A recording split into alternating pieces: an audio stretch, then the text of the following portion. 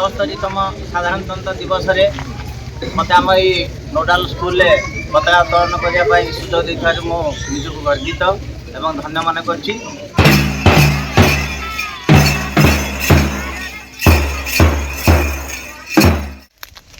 August मास 15 तारिख में आम ये पताका धरिकी बुलते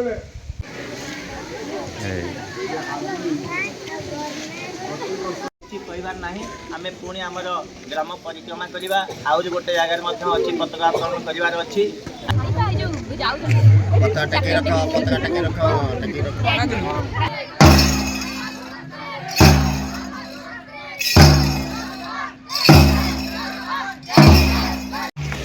ए सुनुमा को देख से काख हो चलती तर सुनुमा से एत पिला को देखी कन्फ्यूज हो चलो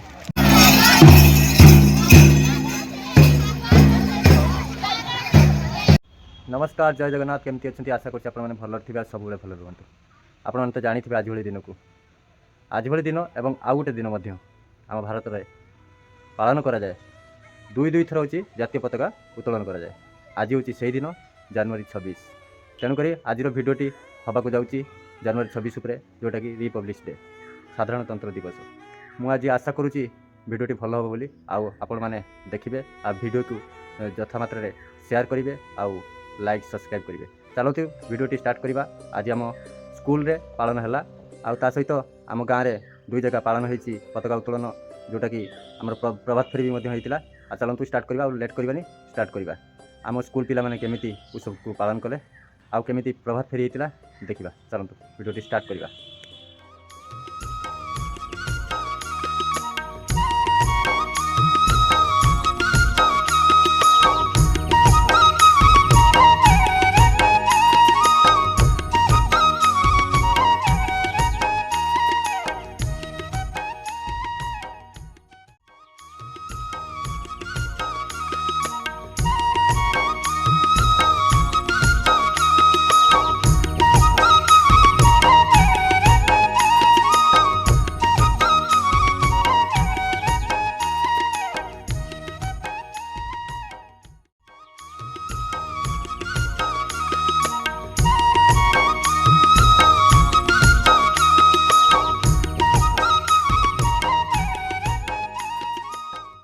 तो बर्तमान एवं जीवा प्रभात फेरी करने पिला माने भीतर अच्छा बाहर आउे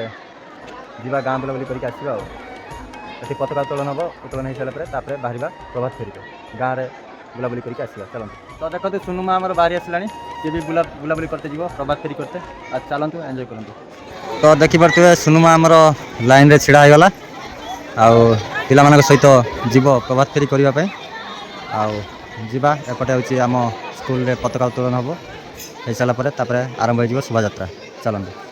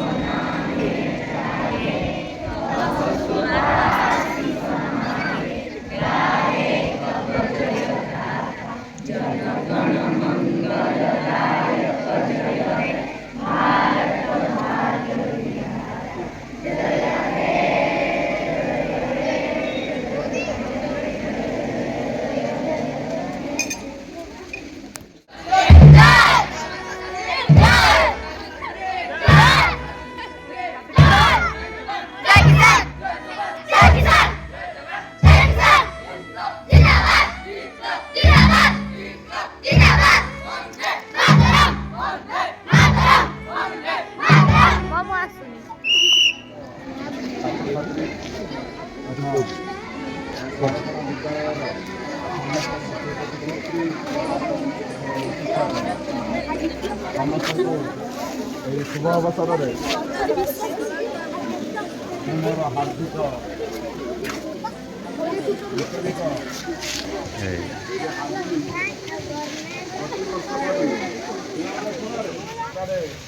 ଆମେ ସ୍ୱାଧୀନତା ପାଇଥିଲେ। ସ୍ୱାଧୀନତା ମାନେ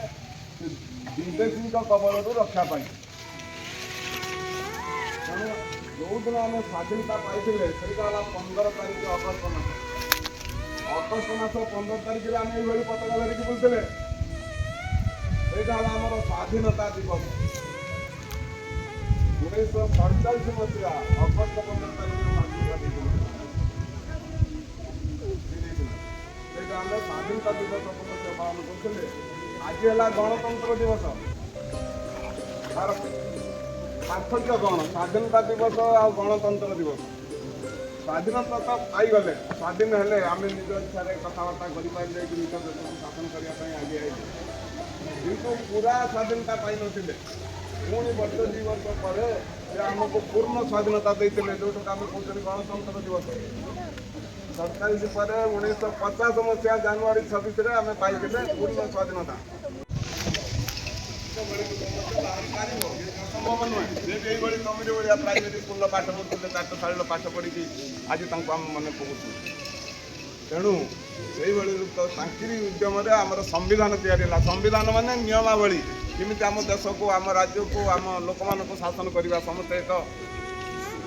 ନିୟମ କାନୁନ ଭିତରେ ବାନ୍ଧି ହେଇକି ଯେମିତି ରହିବେ, ସେଇଠାରୁ ଲାଗୁ ହେଇଥିଲା ଆମ ଦେଶ। ଏତିକି ଖାଲି ମୁଁ ଅଳ୍ପର କହିଦେବି। ଆଉ ତ ବହୁତ ଅଛି। ସାର୍ମାନଙ୍କୁ ଟିକେ ଜାଣିବା ପାଇଁ କାହାର ଯଦି ଆଉ ଇଚ୍ଛା ଥାଏ, ଆଜି ଛାଡ଼ିକି କାଲି ପରଦିନ ସାର୍ମାନଙ୍କୁ ଏକ୍ସଟ୍ରା କ୍ଲାସ୍ରେ ପଚାରିକି ବୁଝିପାରିବେ। ଏଇଟା ଜାଣିବା ବହୁତ ଅଛି। ଆମେ ତ ବେଶୀ ଜାଣିନୁ, ଆମ ବେଳେ ଏତେ ସୁବିଧା ନଥିଲା। ଏବେ ବହୁତ ସୁବିଧା ହେଇଗଲାଣି। ଇଣ୍ଟରନେଟ୍ ଆଦି ବହୁତ ରକମ ସୁବିଧା ବାହାରିଲାଣି। ସବୁ ଜିନିଷ ଜାଣିବା ପାଇଁ ଧନ୍ୟବାଦ।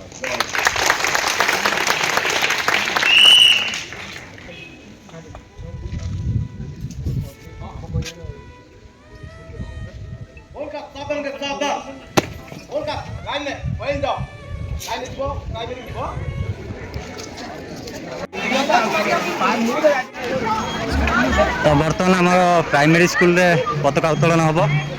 जोटा कि सरकारी उच्च प्राथमिक विद्यालय सारकुणा पिला माने सब आसुचंती हला एठी उत्तोलन कर सारा प्रभात फेरी आरंभ हो।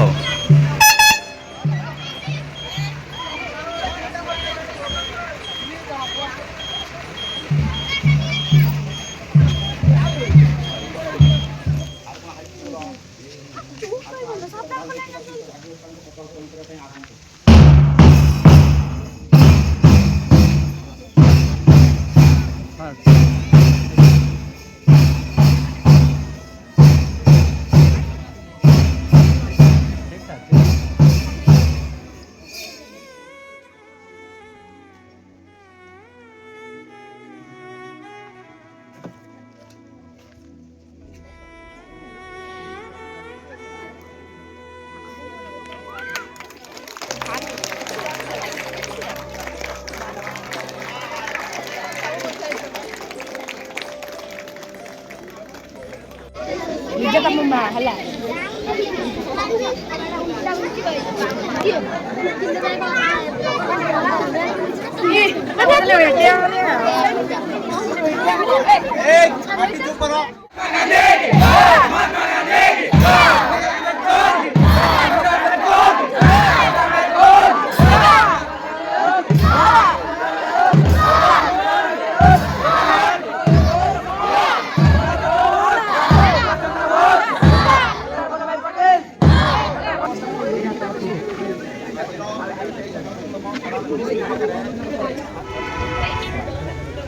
धन्यवाद पिलाने आज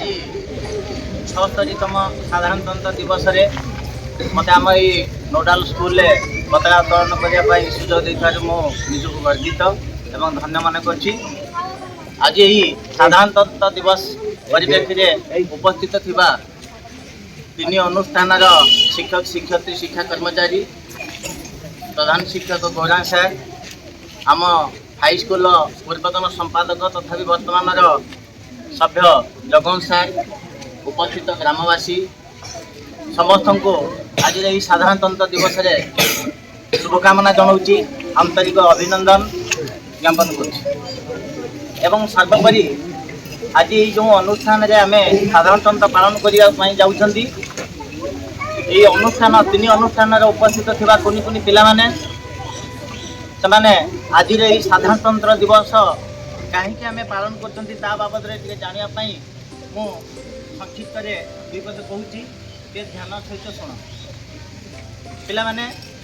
आमे 1947 मसीहा अगस्त 15 तारिख रे स्वाधीनता पाइले किंतु सबु देश रे स्वाधीनता दिवस पालन करा जाउथिला बे आम देश रे स्वाधीनता दिवस एवं साधारणतंत्र दिवस दुईटी आमे पालन करछंती एहार तात्पर्य कौन थाई पारे निश्चित भाव में आम यहाँ को हृदयंगम करवा जानिबा जे 1947 अगस्त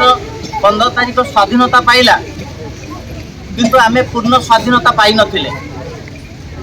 1950 जानुआरी 26 तारिख ठार आमे पूर्ण स्वाधीनता पाइचंती एवं आम शासन आमरी हाथ में आमे से दिन ठार पूर्ण स्वाधीनता पाई आज ये साधारणतंत्र दिवस को पालन कर साधारणतंत्र दिवस आम जो पूर्ण स्वाधीनता लाभ करने 1947 अगस्त 15 तारिख पर पूर्ण स्वाधीनता आम हाथ को शासन क्षमता आम हाथ को आसी नथिला ब्रिटिशर माने इंग्लिश सरकार तांका हाथ में जमी रिमोट कंट्रोल रिमोट गोटे निज हाथ रखी था से भली से शासन टाक हाथ रखी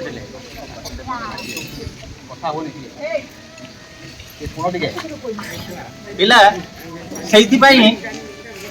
1947 मसीहा अगस्त 15 तारिख पर आम शासन आम हाथ को आने गोटे कमिटी गठन कराइला जो कमिटीर दायित्व रे मुख्य थिले डॉक्टर भीमराव रामजी अम्बेडकर संविधान प्रणेता संविधान जहाँ को आम कहते से संविधान आमर शासन नीति नियम खसड़ाटा सबू लेखा लिपिबद्ध तत्कालीन से समय 395टी धारा एवं 13टी शिड्यूल आम जो उच्च धारा यही प्रकार थिला कराइला से कमिटी आमर शासन खसड़ा प्रस्तुत करने 2 वर्ष 11 मास 18 दिन लगी पिला माने निश्चित भाव में आम जापर जे यह कम्प्लीट होता 1949 मसीहा नवेम्बर 27 तारिख में किंतु कार्यकारी है 1950 जानुआरी 26 तारिख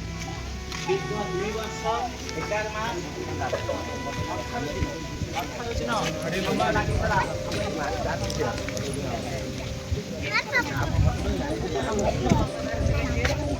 कहबार ना आम पुणी आमर ग्राम परिक्रमा करवा आउरी गोटे जगार अच्छी पताका उत्तोलन करार अच्छी आम यही संबंध में जानापी हेले आम इतिहास पढ़ा इतिहास अध्ययन करवा आम जो अच्छी राजनीति विज्ञान से अध्ययन कले आम अधिक जापर तेणु एति मोर वक्तव्य रखुची। जय हिंद जय भारत।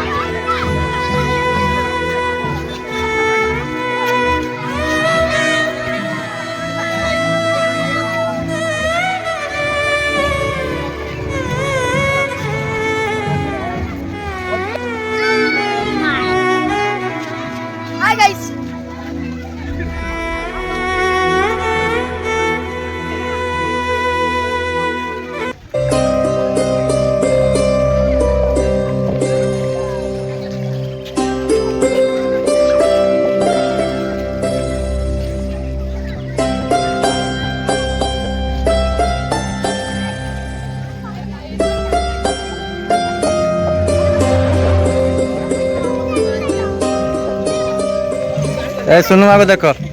ସେ କାଖ ହେଇକି ଚାଲିଛି ତାର ସୁନମା ସେ ଏତେ ପିଲାଙ୍କୁ ଦେଖି କନଫ୍ୟୁଜ ହେଇଯାଇଛି ଚାଲ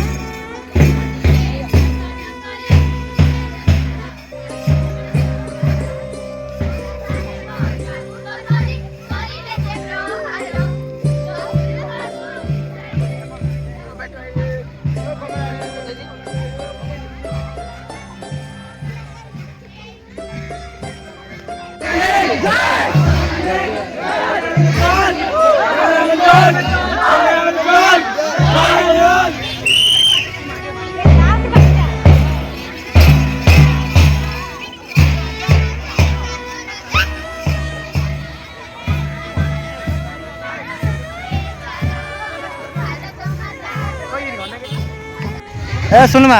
कौन सब काख हो चलतु ना चलनु केते छुआ चलुंट हम बाबा को देखो बाबा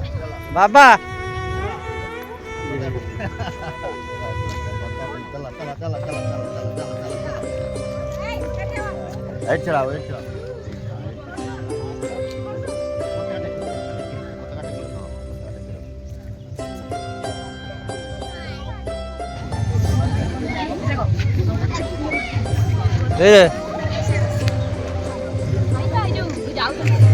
टके रखो पत्रा टके रखो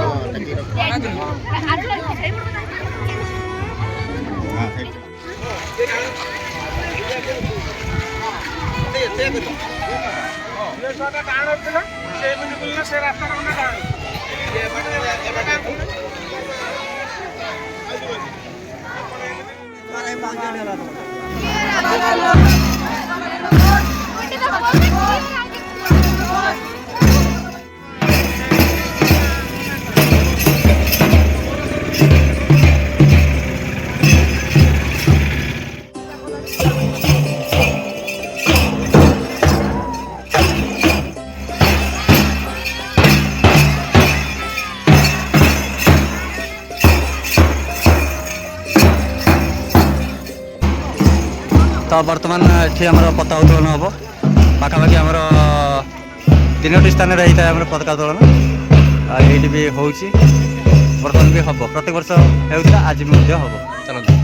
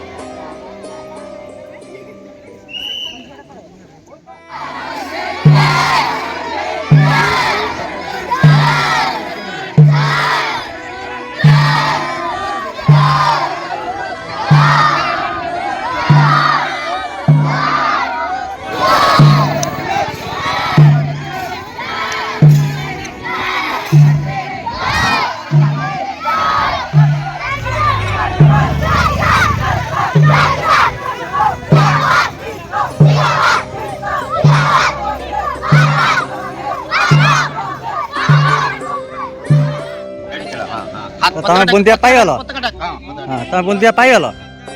ହଁ ଶୁଣ ବୁନ୍ଦିଆ ପାଇଗଲ ହଁ କେତେ ପିଲାଙ୍କୁ ଦେଖିକି ଦେଖୁଥିବେ ଭାଇ ଭଉଣୀ କେମିତି ଆସିକି ଆଗୁଆ ହେଉଛି ପାଇଗଲେଣି ବୁନ୍ଦିଆ ହେଲା ବାସ୍ ବାସ୍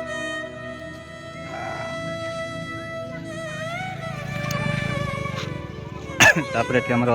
ଅଛି ବୁନ୍ଦିଆ ଏଠି ଦିଆଯିବ ଆମର ପୁଅ ପିଲା ଝିଅ ପିଲାଙ୍କ ପାଇଁ ଅଲଗା ଅଲଗା କରିଦିଆଯାଇଛି ତାପରେ ଯିବା ସ୍କୁଲକୁ ଆମର ପ୍ରିୟ ତତ୍କାଳୀନ ପ୍ରଧାନମନ୍ତ୍ରୀ ଜବାହରଲାଲ ନେହେରୁ ରାଷ୍ଟ୍ରପତି ରାଜେନ୍ଦ୍ର ପ୍ରସାଦ ଏବଂ ସମ୍ବିଧାନର ପ୍ରଣେତା ଡକ୍ଟର ଭୀମରାଓ ରାମଜୀ ଆମ୍ବେଦକର ଏଇଭଳି କିଛି ବିଶିଷ୍ଟ ବ୍ୟକ୍ତିମାନଙ୍କୁ ନେଇ ଏକ କମିଟି ଗଠନ କରାଯାଇଥିଲା ଆମେ କେମିତି ଆମର ଶାସନ ଖସଡ଼ା ପ୍ରସ୍ତୁତ କରିବା ସେହି ଶାସନ ଖସଡ଼ା ପ୍ରସ୍ତୁତ କରିବା ପାଇଁ ଯେଉଁ କମିଟି ଗଠନ ହୋଇଥିଲା ସେଥିରେ ନେତୃତ୍ୱ ନେଇଥିଲେ ଡକ୍ଟର ଭୀମରାଓ ରାମଜୀ ଆମ୍ବେଦକର ଯାହାକୁ ଆମେ ସମ୍ବିଧାନର ପିତା ସମ୍ବିଧାନର ସ୍ରଷ୍ଟା ଭାବରେ ଆମେ ମାନିବାକୁ ଏହି ସମ୍ବିଧାନ ଗଠନ ଆରମ୍ଭ ହେବାର ଦୀର୍ଘ 2 ବର୍ଷ 11 ମାସ 18 ଦିନ ପରେ ଅର୍ଥାତ୍ 1950 ମସିହା ଜାନୁଆରୀ 26 ତାରିଖ ଠାରୁ ଆମେ ଆମର ଏହି ସାଧାରଣତନ୍ତ୍ର ଦିବସ ପାଳନ କରିଆସୁଛେ ଏହି ସାଧାରଣତନ୍ତ୍ର କହିବାର ଅର୍ଥ ହେଉଛି ଯେ ଲୋକମାନଙ୍କର ତନ୍ତ୍ର ଗଣତନ୍ତ୍ର ବା ସାଧାରଣତନ୍ତ୍ର ଏହି ଗଣତନ୍ତ୍ର ରାଷ୍ଟ୍ର ତତ୍କାଳୀନ ସେହି ସମୟରେ ଆମେରିକାର ରାଷ୍ଟ୍ରପତି ଆବ୍ରାହମ ଲିଙ୍କନ କହିଥିଲେ ଯେ ଏହି ଗଣତନ୍ତ୍ର ଶାସନ ହେଉଛି ଲୋକମାନଙ୍କର ଶାସନ ଲୋକମାନଙ୍କ ପାଇଁ ଶାସନ ଏବଂ ଲୋକମାନଙ୍କ ଦ୍ୱାରା ଶାସନ ଯଥାର୍ଥରେ ଆମେ ଯେଉଁଟାକି ଆମ ଭାରତ ବର୍ଷରେ ଆମେ ଦେଖିବାକୁ ପାଉଛେ ନିଶ୍ଚିତ ଭାବରେ ଆମେ ସମସ୍ତେ ଅନୁପ୍ରାଣିତ ଆମେ ହୃଦବୋଧ କରୁଛେ ଏହି ଗଣତନ୍ତ୍ର ଶାସନ କୌଣସି କାହାର ବ୍ୟକ୍ତିକୈନ୍ଦ୍ରିକ ଭାବରେ ନାହିଁ ଆମେ ସମସ୍ତେ ଏଇଟାକୁ ଏହି ଶାସନ କ୍ଷମତାକୁ ସମସ୍ତଙ୍କ ମଧ୍ୟରେ ବଣ୍ଟନ କରାଯାଇଛି ଯେଉଁଟାକି ଆମେ ଗଣତନ୍ତ୍ର ବା ଲୋକମାନଙ୍କର ଶାସନ ବୋଲି କହୁଛେ ଲୋକମାନଙ୍କର ଯେଉଁ ଚିନ୍ତାଧାରା ଲୋକମାନଙ୍କର ବିଶ୍ୱାସ ଲୋକମାନଙ୍କର ମତ ସେହି ଅନୁସାରେ ଆମର ଶାସନ ଚାଲିଛି ତେଣୁ এই গণতন্ত্র শাসନରେ ସଦାସର୍ବଦା ଆମର ଜନସାଧାରଣଙ୍କୁ ପ୍ରାୟୋରିଟି ବା ପ୍ରାଧାନ୍ୟ ଦିଆଯାଇଛି ଜନସାଧାରଣଙ୍କର ମତ ଅନୁସାରେ ଆମର ଶାସନ ବ୍ୟବସ୍ଥା ଚାଲିଛି ତେଣୁ ମୁଁ ଆଜି ଆଉ ସେ ବାବଦରେ ଅଧିକ କିଛି କହିବା ପାଇଁ ଚାହୁଁନାହିଁ ତ ବର୍ତ୍ତମାନ ଦେଖିପାରୁଥିବେ ପିଲାମାନେ ବୁନ୍ଦିଆ ପାଇଗଲେ ଆଉ ଏଠୁ ଫେରେ ବିଦାୟ ନେବେ ତାପରେ ସ୍କୁଲକୁ ଯିବା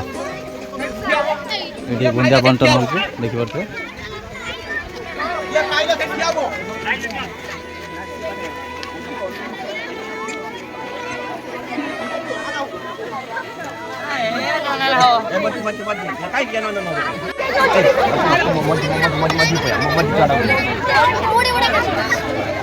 Maju.